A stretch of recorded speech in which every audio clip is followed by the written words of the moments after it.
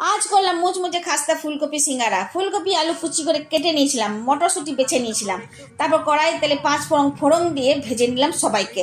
ওপর থেকে পনিরের টুকরো, কাঁচা লঙ্কা কুচি আর আদা ঘষা রেডি হচ্ছে কড়াই জাম্প মারার জন্য। আর মশলা হিসেবে দিয়ে দিলাম ধনে গুঁড়ো, জিরে গুঁড়ো, পরিমাণ মতো নুন, চিনি, হলুদ। ভালো করে শুকনো শুকনো করে কষিয়ে ধনে পাতা কুচি ছড়িয়ে নামিয়ে নিলাম। পেটের কথা মাথায় রেখে আটা ময়ন দিয়ে আর কালো জিরে নুন দিয়ে মেখে নিলাম। তারপর লেচি গুলো বেলে পরে মাঝখানে ছুরি চালিয়ে দিলাম। তারপর সিঙ্গারার মতন বাটিটি করে ফুলকপি পুর ভরে গরম গরম তেলে ছেড়ে দিলাম। আর উঠে এলো মুচমুচে খাস্তা লালচে খয়েরি রঙের সিঙ্গারা। শীতকাল, ফুলকপির দামও কমে গেছে, আর সিঙ্গারা খাবো না ফুলকপি সে কি হয়।